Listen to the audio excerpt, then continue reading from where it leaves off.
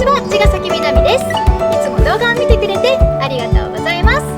今回はスーパーカブに乗ったら人生変わったというね、私の超個人的な話をしたいと思います。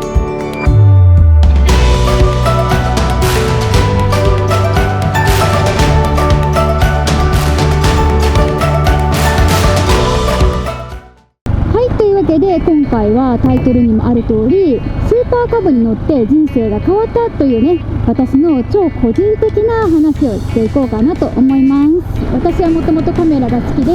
日本の古い街並みを撮るために撮影旅行とかもしたりしていました。でその頃から YouTube ねやりたいなと思っていたんですけど、特にきっかけもなく趣味の範囲内で動画撮影、カメラ撮影を楽しんでいました。そんな時にねふっとね撮影していたら、日本の古い家屋の前に1台のねスーパーカブが止まってたんですよ。でそれを見て、日本の古い家屋にすっごいねマッチしているなと思って、なんていうかスーパーカブがあるからこそ日本の古い家屋が透き通って見えて一目惚れしちゃったんですよね。でそんな時にちょうどスーパーカブ C125 のパールカデットグレーのカラーが日本で発売ってなって、でもうこれだーってなってね、即購入して最短の2019年6月に納車されました。でもともとね YouTube やりたいなーというふうに思っていたので、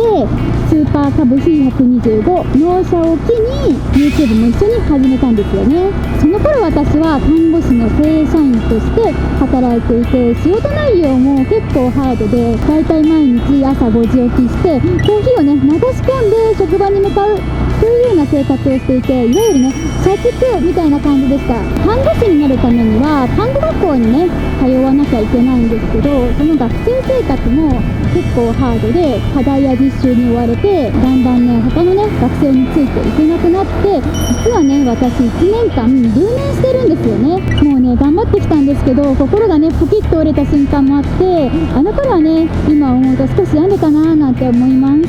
す。ちがみなの動画。はい、それで話は元に戻すんですけど、カブに乗っていろんなところにね旅に出て、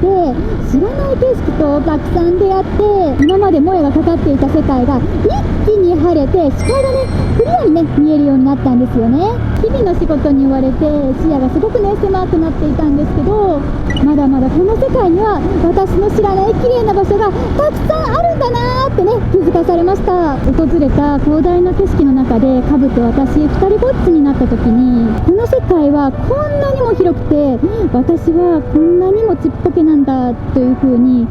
思って、うまく伝えられてるかわからないんですけど、こんなに広い世界なんだから私ぐらいねいたっていいじゃんって思えて、なんだかねそこにね自分の居場所をね見つけられたような気がしました。それでカブにね乗り始めたと同時に YouTube も始めて、この動画がいろんな人に見てもらえて、バイク気持ちよさそうとか、景色すっごく綺麗だねとか、嬉しいコメントをねたくさんもらえてね、私はねいつしかねみんなに楽しんでもらえるような動画をね作っていきたいなって思えるようになったんですよね。なので YouTube にもっとね時間を割きたくなって、勤めていた看護師の正社員を辞めて、今はね YouTube と派遣の看護師の仕事をして生活しています。撮り始めたことがきっかけで YouTube も始めて、もう今ではね生活が一変して、本当にね楽しいねバイクライフをね送れているなーってね自分でもね思います。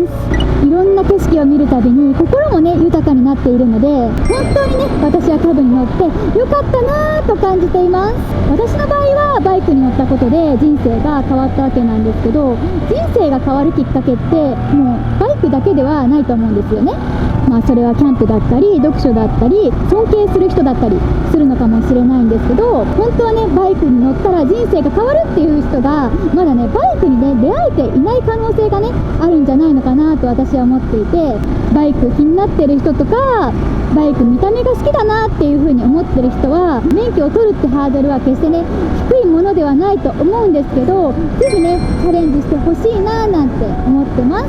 そしてね私の動画を見たことがそれのきっかけになってくれると、さらに個人的には嬉しいです。私の相棒のスーパーカブ C125 は私をねここまで運んできてくれて、これから先ももっともっともっとねまだ見ぬ知らない土地に連れて行ってくれるんじゃないかなと思っています。私は伝えるのはあまり上手じゃないのでうまくね伝わったかどうかはわからないんですけど、最後にねこれだけは言わせてください。バイクはいいぞ、スーパー